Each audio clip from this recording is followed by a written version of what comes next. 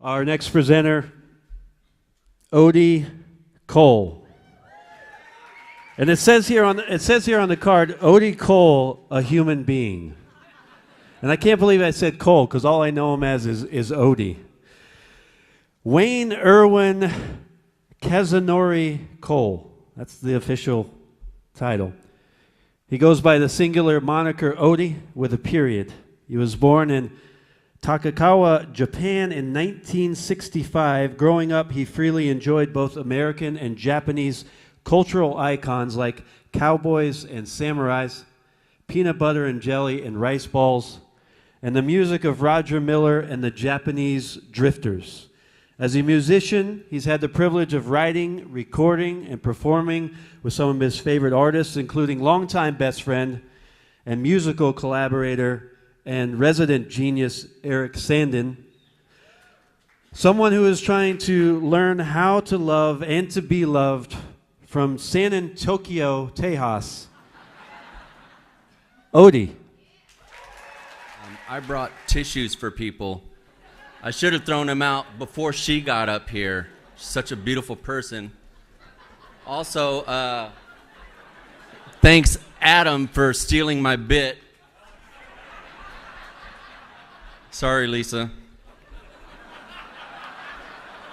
Last December, I was asked to be a speaker, but I had to decline. There was just too many things going on, not the least of which my son moving back to San Antonio where he was born. Welcome home, son. In September of last year, I was approached, oddly enough, by Brent Berry. And he said, hey, dude, the PechaKucha board is asking you to do the PechaKucha soon, so you better get ready. And so I don't know Brent Berry. It might seem like I do, but we don't hang out and talk about surfing or watch Pearl Jam videos or anything like that. But when an NBA championship ring-wearing San Antonio Spurs says, get ready, I think you better plant your feet, give that man a target, and get ready to catch that ball by the ears because something's coming, right? Thank you, Brett. Also, I'd like to thank everybody involved in this, all the people behind the scenes on the board, the bartenders, the ushers, the setup, cleanup crew, lighting crew, sound crew. Thank you very much. I'm proud to be a part of this. And a very special thanks to Nicolette Good for flattering me by giving me another opportunity to be a part of your acclaimed congregation. Honored. I'm so nervous and I feel so naked without government-approved drugs like alcohol and tobacco in my system. Back in the day, if I had a big glass of tequila or a rolled cigarette, I can probably charm an entire room full of Trump supporters and not have to buy another drink ever again. Pause for applause or beratement. So what could I talk about that has a common thread for everybody? I mean, not just human life, but plant life and animal life. And I thought about it. What is it? And it's mothers, right? And it hit me that my mama's from Tokyo. My mother's name is Koizumi Misa. She'll be 85 next month. And she's lived through poverty, war, and bombs. She's learned how to speak English, acquired an American citizenship, and has given birth to children. Her first was 1951 and August 4th in Tokyo, Japan, and this is our story. My eldest sibling's name is Koizumi Kaoru. Her father was an American soldier stationed at Camp Zama, Japan. For Misa, this young love with a mysterious GI was exotic and special.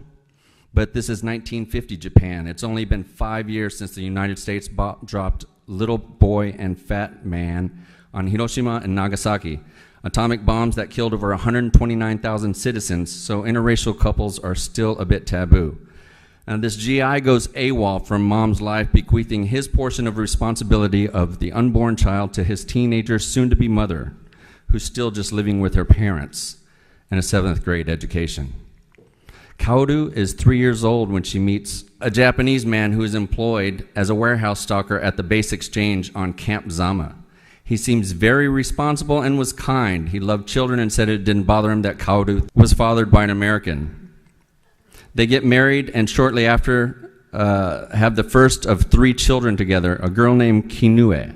And now Kaoru has a sister.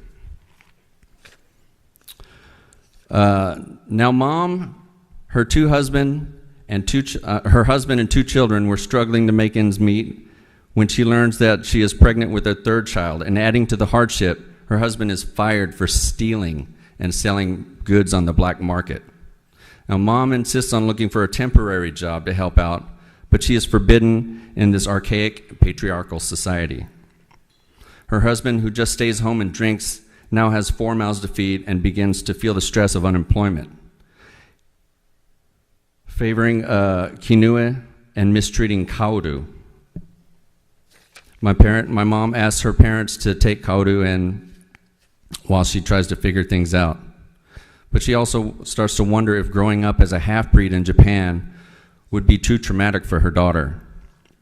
Visions of her being ridiculed or shunned by classmates begin to haunt her.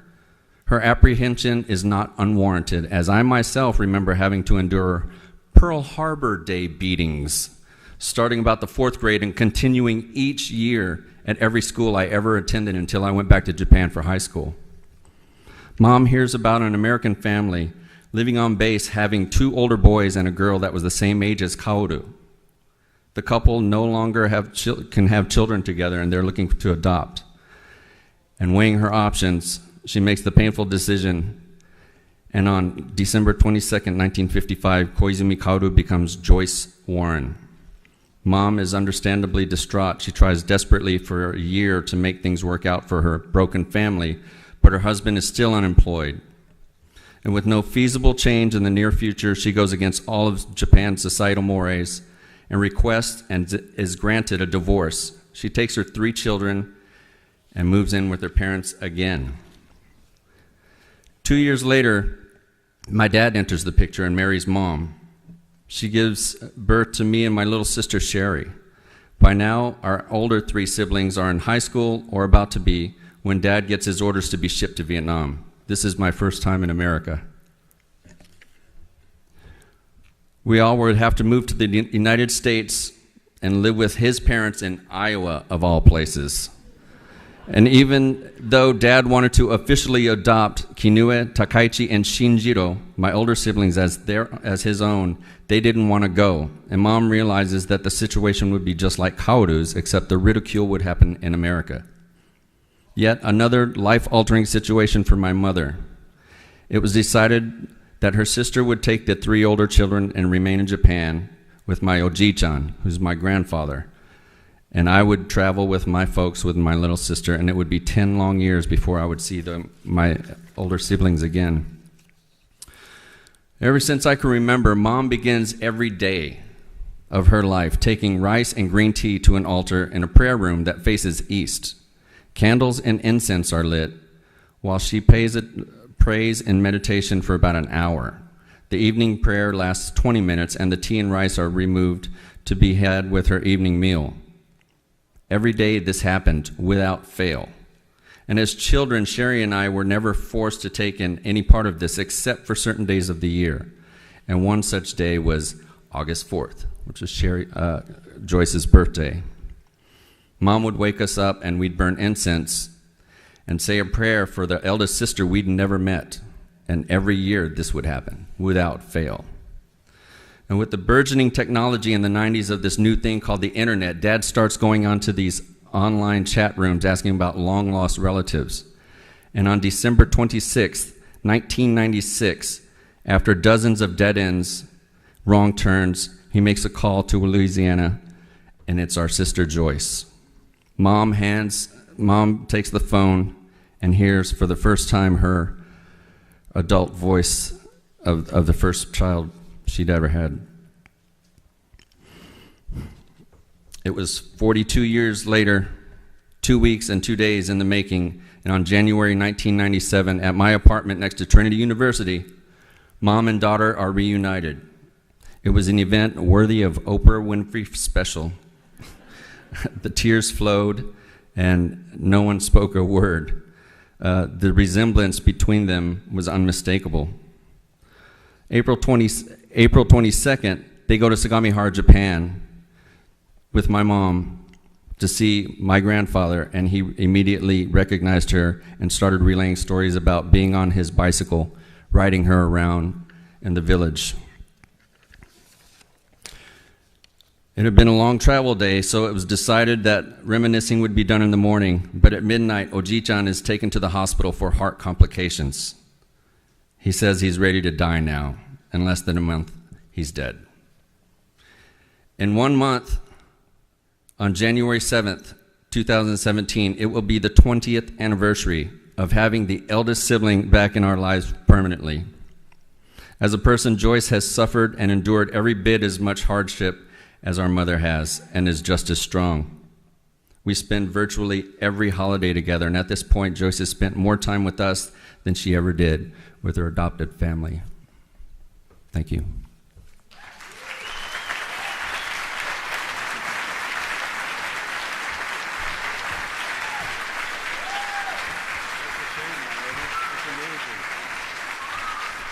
Sorry about the mess. Don't worry about that. So they'd be here, but they're all on a cruise in Galveston. So Japanese of them. Yeah. They're eating food and taking pictures of it. Doing laundry. I wonder for you, Odie, in sharing that, and sort of at what age were you able to understand your mother's plight, and then this connection, and then maybe a second question about, was there a longing for you about meeting and spending time with that side of your family? I have a lot of memories growing up in Japan. I mean, I left when I was about 6, maybe, but I have memories of my grandfather and my older siblings. I mean, I remember it was cold one time, and I've got 2 older brothers, and I was complaining so much they just told me to pee on my hands because your pee's warm, and I did it. I mean, have you brought back some of these traditions? I sure have. I try to implement them at my house when I have guests. I never have guests.